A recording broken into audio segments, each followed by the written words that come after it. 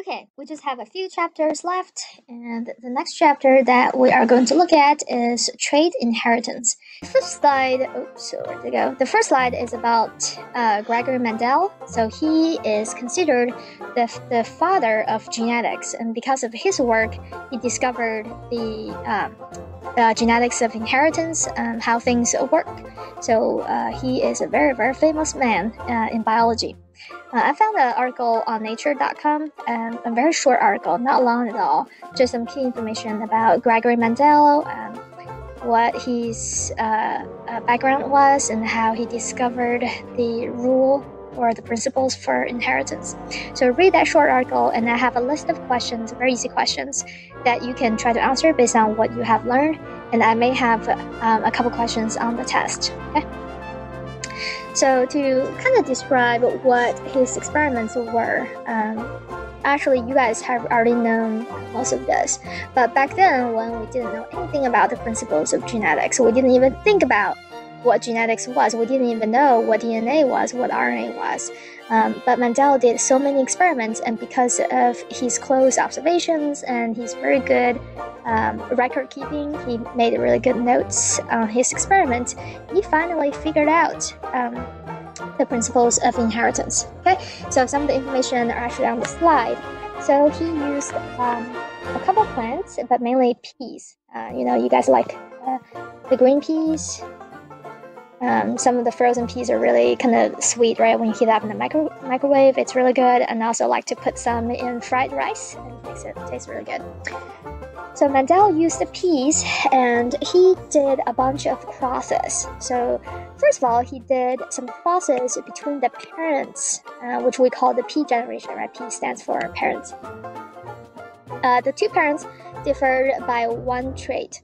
So, a plant may have, not may, right? They definitely have multiple traits, right? Like the height of the plant, what the flower color is, the shape of the leaves, right? Many traits. But he only focused on one trait first, and that's the color of the flower. So the two parent plants differ in the color flowers over here. One plant has violet or purple flowers, and the other one has white flowers. And now we already know that these two parents are pure, and say pure, or they're homozygous for flower color. So the violet, the purple, is the dominant trait. So P for purple, and that's that dominant, and the little p is for white, and that's the recessive. So he used homozygous dominant as one parent, and then recessive for the other parent plant, and he crossed them. And he found that F1 offspring, so F1 means the next generation, all express the traits of one parent. And you know what the trait is, right? That's the purple flower. And do you know what the genotype is? If you have these two cross, and if they follow the inheritance rules, that's going to be big P, little p, right? And then this is a heterozygous dominant. Alright? And now, if you cross the F1 generations, you take some plants from F1, cross them again, and you are going to find F2 generation, and that's a 3:1 ratio in purple flowers and white flowers. Okay, so purple to 1, that's 3:1. And now you already know, right? If you cross 2, that should be big P and this little p. So just real quick,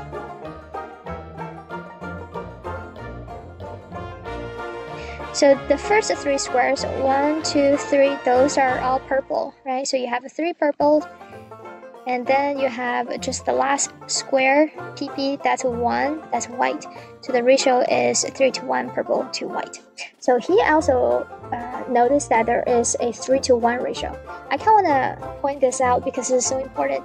You probably noticed that the numbers here, 700, 220, It's approximately 3-to-1 ratio, not exactly, but about 3-to-1.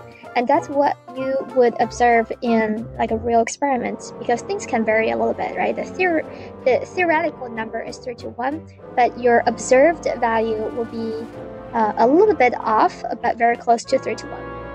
And another thing I want to point out is that you probably notice how big these numbers are, right?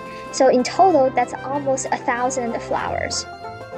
So he would, or 1,000 plants, right? So he would have to, observe so many plants and make notes for each plant. So he's done hours and hours and hours of work to figure this thing out.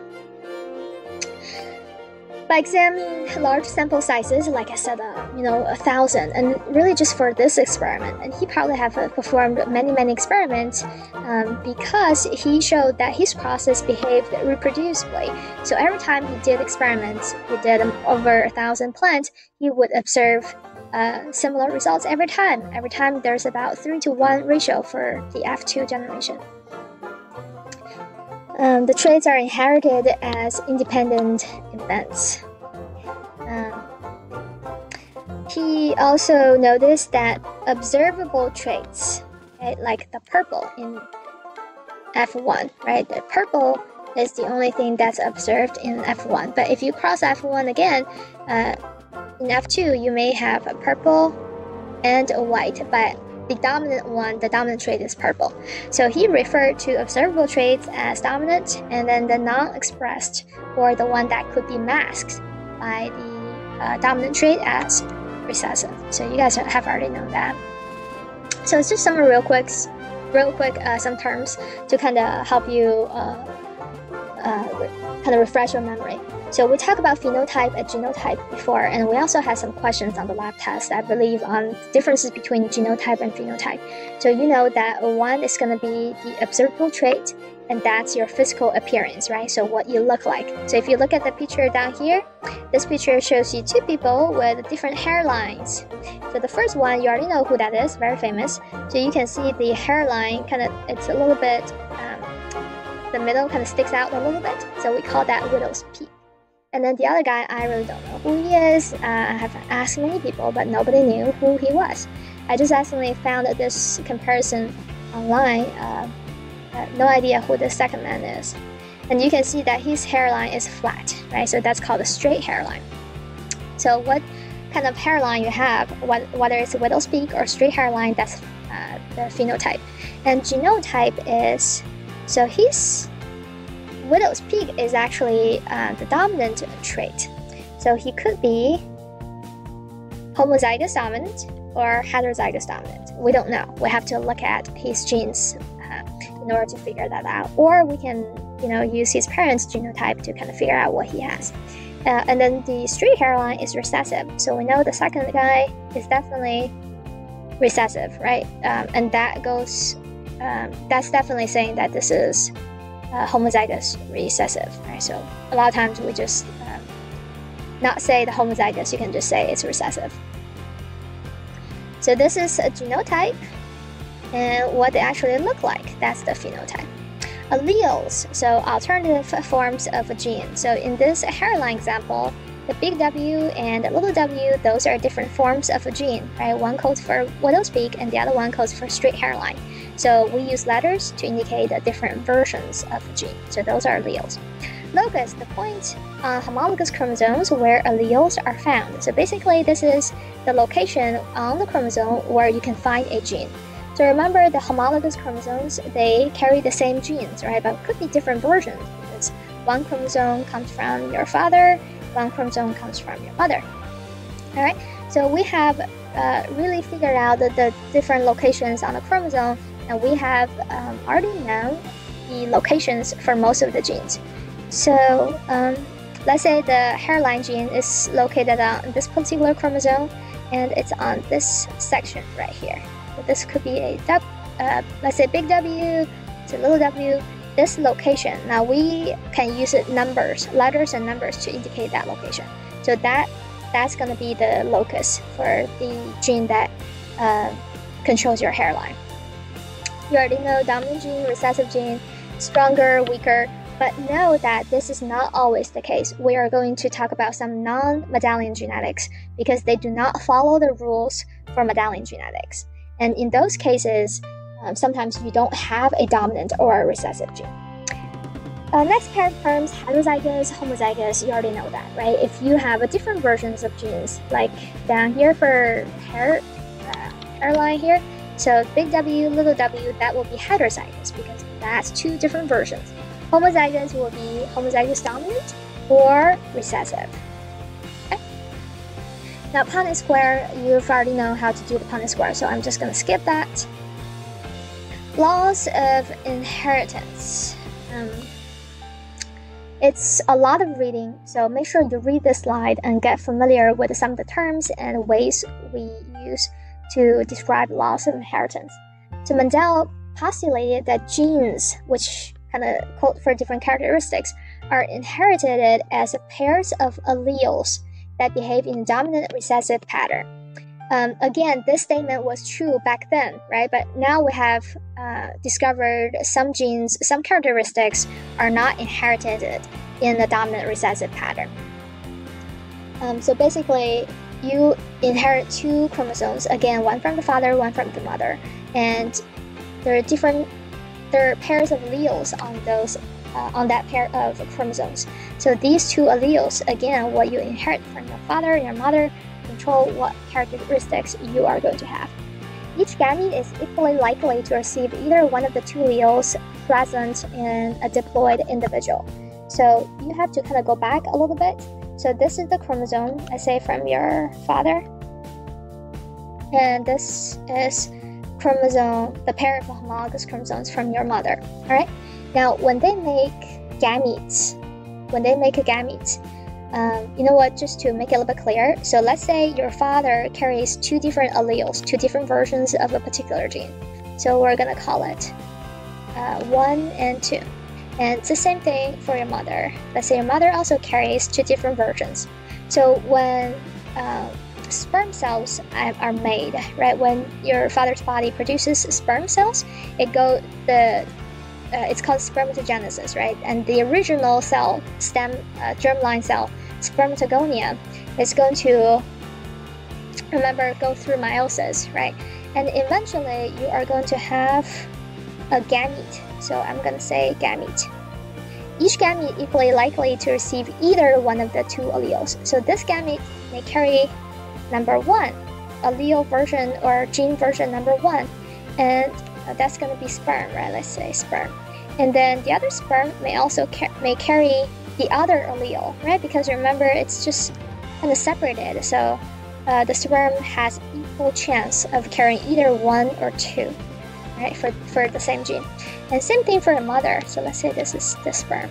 Same thing for a mother, right? So an egg could carry gene version 1 or gene version 2. And then they are going to fertilize, right? So fertilize everything is by chance. So this is how you can make the Punnett square. So this is based on equal chance probability, which leads to the Punnett square, right? If you put, so this is the sperm that carries gene version number 1, and this is the sperm that carries gene number 2. And same thing for here, mother 1 and 2. And then you do the different combinations, right? So if this sperm by chance fertilizes this egg, you're gonna have a 1, 1, and then do the other combination 1, 2, 1, 2, 1, 2. Oops, 2, 2, sorry. Okay. So that's pretty much the basis for inheritance, and also the basis for the Punnett square. Okay.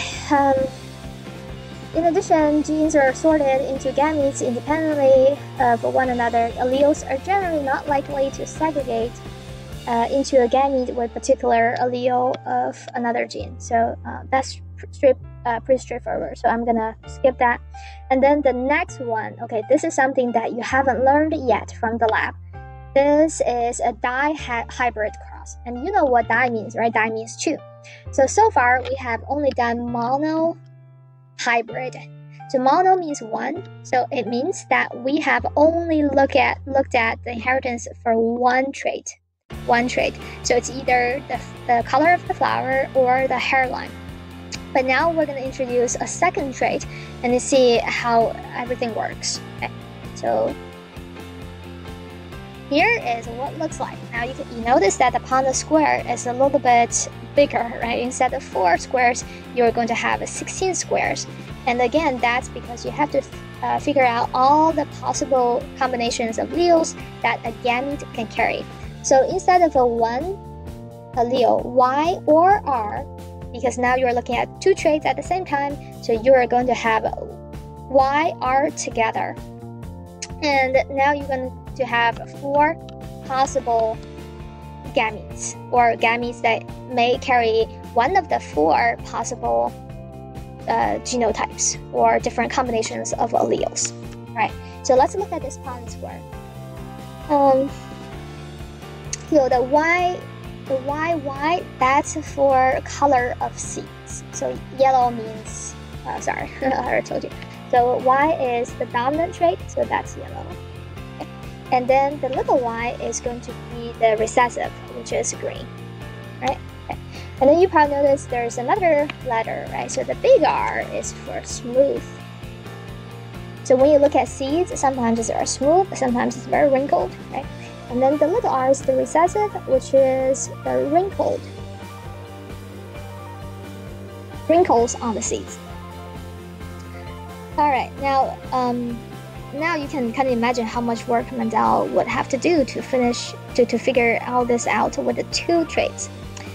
All right, so let's say this is the genotype for the 2 parents. Again, remember Mendel always started with quote-unquote pure or homozygous, right? So the seeds are homozygous. They have the same 2 alleles for each gene.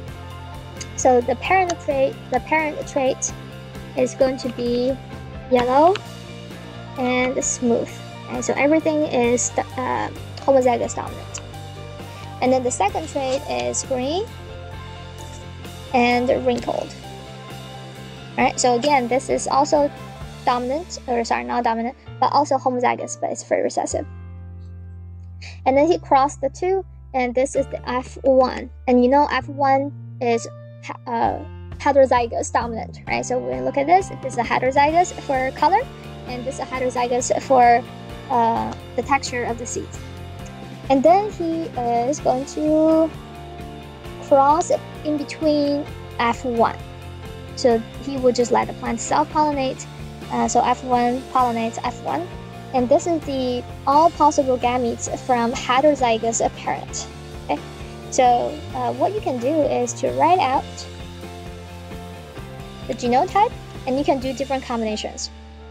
So what if a gamete inherits a Y, the big Y, I'm just going to say big Y, small or little y. So what if a gamete inherits big Y and the big R? So that's the first possibility. Okay. The second possibility is the gamete inherits a little y but big R. Okay, so that's the first possibility. That's the second possibility. So that's the second one. The third possibility is you inherit a big Y but a little r. Okay, so that's the third. And the last one, little y, little r. That's the fourth possibility. Okay, over here. And then it's the same thing for the other parent, right? So the parent can generate these 4 possible gametes. And then let's make different combinations with these 4 different possibilities. So if you have this gamete fertilizing this gamete, then this is what you have, the genotype for the seeds. Okay. And the same thing here. So you just kind of write out genotypes for all possibilities, and this is what you see. Let me explain the phenotype they assign to each seed. So basically, they have already shown you. So over here, that means yellow and smooth, right? That's what you see. The seed is yellow and smooth. And over here, little y, that means green, right? So the seed is green, and big R, big R, that means the seed is smooth, right? So green, smooth. But if you come here, what do you have here? This is heterozygous for yellow, right? The dominant trait, so it's yellow. But over here, little r, that's a wrinkled seed. So that's what the seed looks like. And same thing here, So you got both recessive traits, green and wrinkled. Okay? And then when you count the different phenotype, so follow me. What phenotype is this one? Yellow and smooth, right? Okay, so smooth. And this is green and smooth. And the next one is yellow, wrinkled, and this one is green, wrinkled. So if you go through each square, you will only count for different phenotypes, and these are the correct phenotypes. And when you count the number of squares, it's 9 to 3 to 3 to 1. So you have to memorize this ratio, just kind of like how you memorize the 3 to 1 ratio when we talk about monohybrid. This is dihybrid, and the ratio for different phenotypes in the offspring is going to be 9 to 3 to 3 to 1. So remember this, 9 is going to be the seeds that have both the dominant traits. So both dominant. And then the 3, that means they only have one dominant trait. One dominant. So whether it's yellow or whether it's smooth. And this one, yellow, that's the dominant, but wrinkled, that's recessive, right? So again, this is only just one dominant trait. And then for the ratio 1, that means you have 2 recessive, right? Both traits are recessive. So it's actually pretty easy to remember. Complicating the law of independent assortment. So this is what we kind of refers to some exceptions, which we discovered after the Mendel genetics. So we have noticed that sometimes the chromosomes that carry genes, right, they don't just, separate and be distributed independently into the gametes. Sometimes exceptions do occur. Alright, so here's what may happen. When genes are located in close proximity on the same chromosome, their alleles tend to be inherited together. So if you're talking about genes, again, a single chromosome may carry more than 1,000 genes. So here is an example. Alright, so this is one pair of chromosome. This is another pair for comparison. If the two genes are quite far from each other, so let's say this is gene 1 and gene 2, and then this is just the same gene but on the other chromosome, so I'm not gonna write it out. So if the genes are very far from each other on the chromosome, then they follow the rules for independent assortment. They don't affect each other. Okay? But if two genes are very close to each other on the chromosome, then they may be inherited together. So when you look at the traits, the two traits inherited or coded by these two genes, G1 and G2, then they may not follow the independent assortment that we see here. So instead of a 9 to 3 to 3 to 1 ratio, you may see a very, very different ratio, because these two genes, they tend to link with each other when they're distributed into gametes. Okay? So they start to kind of, they like to stay with each other. They don't like to be separated based on the rule of independent assortment. And we also have recombinations. So recombinations is really what crossing over is about. So random event occurring anywhere on the chromosome. So genes that are far apart on the same chromosome are likely to still assort independently because of recombination events that occurred in the intervening chromosomal space. So it sounds really kind of complicated, but just think of this. Remember when the homologous chromosomes pair up in prophase 1, you may have exchange, right, in section of the arm, the chromosome arm. So the genes may be switched, right? So instead of big C, now you have the little c. And then same thing here. So this could totally mess up the independent or assortment, the rules that we just talked about, things that we can use the Punnett score to solve. So the crossing over will also undermine that rule and create some exceptions. Okay. Here, just for fun, you can look at what traits you have, and usually these traits can still be considered dominant and recessive. But when you look at the ratios in the population, they don't strictly follow 3:1, and that's really because some of the things that we have mentioned, right? Some genes may be very closely related, not related, but they are located in proximity on the same chromosome, so they may be linked when the chromosomes are separated and end up in different gametes. So that's one thing, and also crossing over, right? And also, some traits may be determined by multiple genes instead of just one gene.